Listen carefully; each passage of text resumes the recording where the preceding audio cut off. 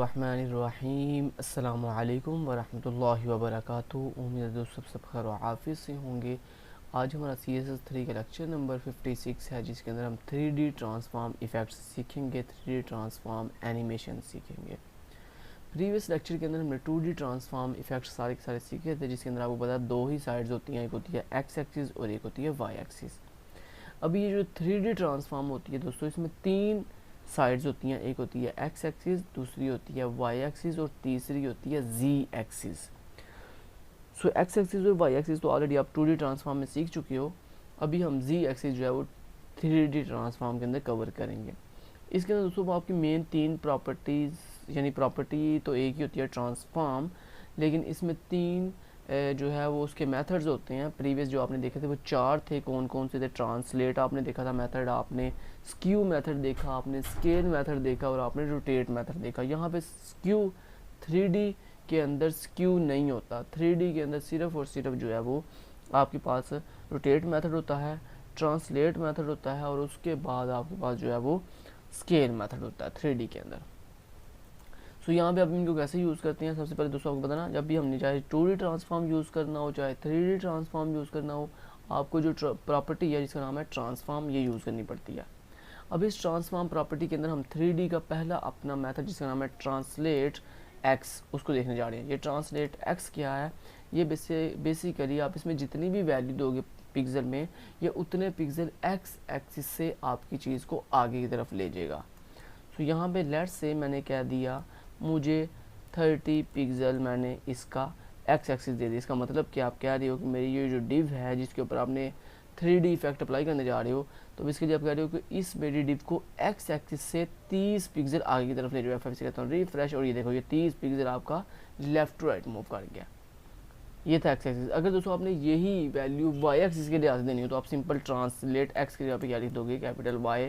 तो ये आपकी जो वैल्यू है ये आपकी वाई एक्सिस के लिए अप्लाई होगी, और वाई एक्सिस का मतलब ये होता है यानी ऊपर से नीचे की तरफ। तो आपको देखा है रिफ्रेश, और ये देखो ये ऊपर से नीचे की तरफ 30 पिक्सल आ गया।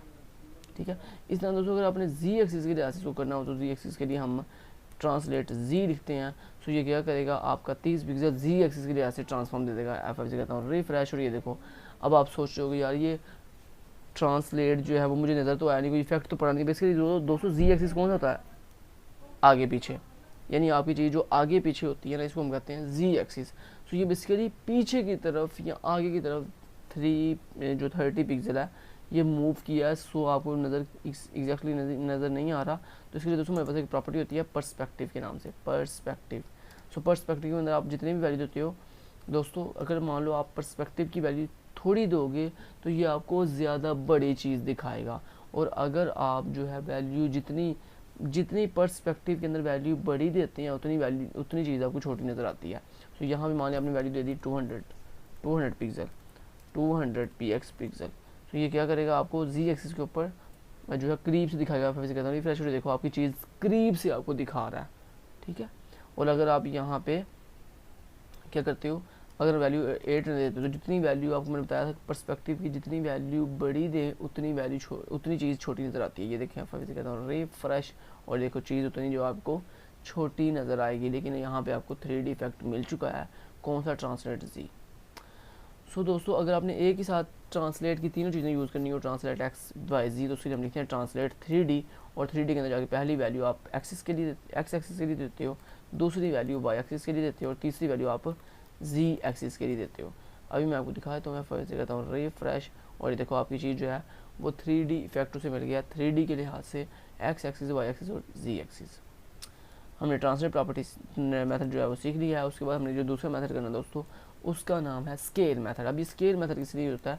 स्केल मेथड के अंदर भी दोस्तों के पास तीन वैल्यूज होती हैं, एक होती है एक्स एक्सिस, एक होती है स्केल वाई, एक होती है स्केल जी। अगर आपने स्केल जो है वो एक्स एक्सिस के लिए देना हो, स्केल होता क्या है बेसिकली दोस्तों, आपकी विड्थ और हाइट को कम ज़्यादा करने के लिए हम स्केल प्रॉपर्टी का इस्तेमाल, स्केल मेथड का इस्तेमाल करते हैं। अगर आप दोस्तों स्केल एक्स यूज़ करो तो इससे आपकी विड्थ कम ज़्यादा होती है, अगर आप स्केल वाई यूज़ करो तो इससे आपकी हाइट कम ज़्यादा होती है, और अगर आप स्केल जी यूज़ करो तो इससे आपकी जो है वो चीज़ जो है वो जी एक्सिस के लिहाज से जो है वो छोटी और बड़ी होती है।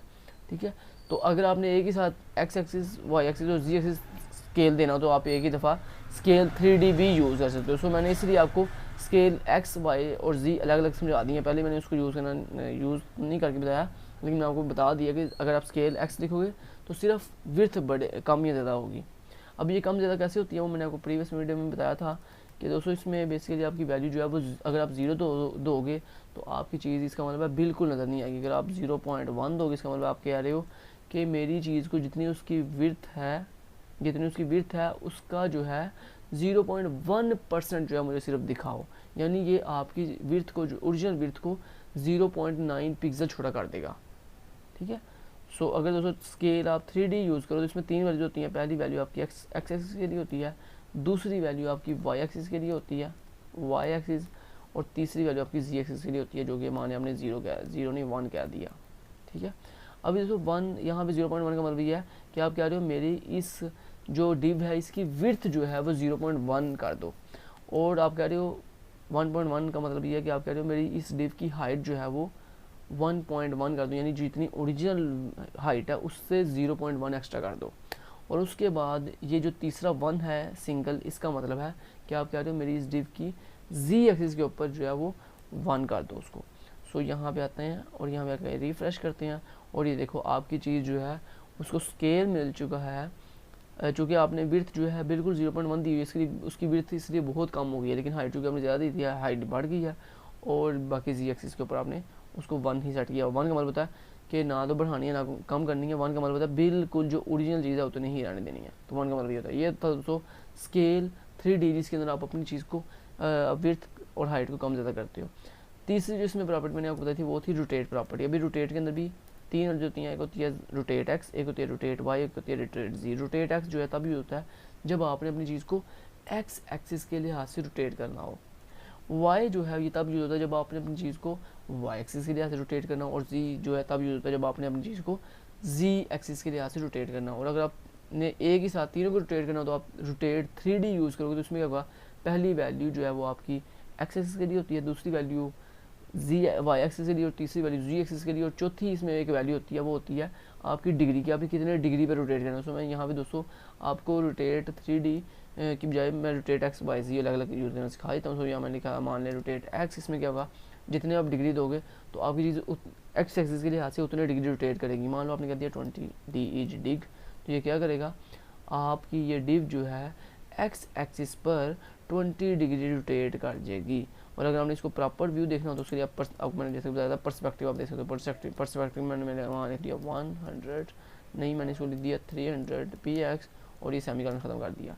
अभी दोस्तों ये क्या करेगा, पर्सपेक्टिव आपको पता ना, मैं जैसे बताया कि चीज़ को ज़्यादा करीबली या ज़्यादा दूर से देखना हो तो उसके लिए हम पर्सपेक्टिव यूज़ करते हैं। जितनी वैल्यू आप छोटी देते जाओगे पर्सपेक्टिव की उतनी चीज़ आपको ज़्यादा करीब से नज़र आएगी, जितनी आप वैल्यू ज़्यादा देते जाओगे उतनी ज़्यादा दूर से नज़र आएगी। अभी ये रोटेट किस लिहाज से काम करेगा, एक्स एक्सिस के लिहाज से। मैं यहाँ पे आके रिफ्रेश करता हूँ और ये देखिए आपकी चीज़ जो है वो एक्स एक्सिस के लिहाज से रोटेट हो गई है। ओके। अगर यहाँ पे आप वैल्यू जो है वाई एक्सिस के लिहाज से रोटेट करना चाहते हो तो आप सिंपल रोटेट वाई यूज़ करोगे, तो ये आपकी चीज़ को वाई एक्सिस के लिहाज से रोटेट करेगा। फिर कहता हूँ रिफ्रेश, और ये देखो इसने आपकी चीज़ को वाई एक्सिस के लिहाज से रोटेट कर दिया। अभी आपने जी एक्सिस के लिहाज चेक करना है, तो जी एक्सिस दोस्तों बेसिकली सेम लाइक जैसे सिंपल रोटेट प्रॉपर्टी यूज़ होती है ना कि आपकी चीज़ को क्लॉकवाइज रोटेट करती है, वैसे आपका रोटेट जी यूज़ होता है। फिर से कहता हूँ रिफ्रेश, और ये देखो आपकी चीज़ को सिंपल जैसे रोटेट होती है ना क्लॉकवाइज वैसे रोटेट करता है। ठीक है। तो उम्मीद है आपको तीनों जो मेन प्रॉपर्टी मेथड्स थे, ट्रांसलेट, स्केल और रोटेट, तीनों की चीज़ समझ आई होगी। Thank you so much. Till then guys take care, अल्लाह हाफिज़।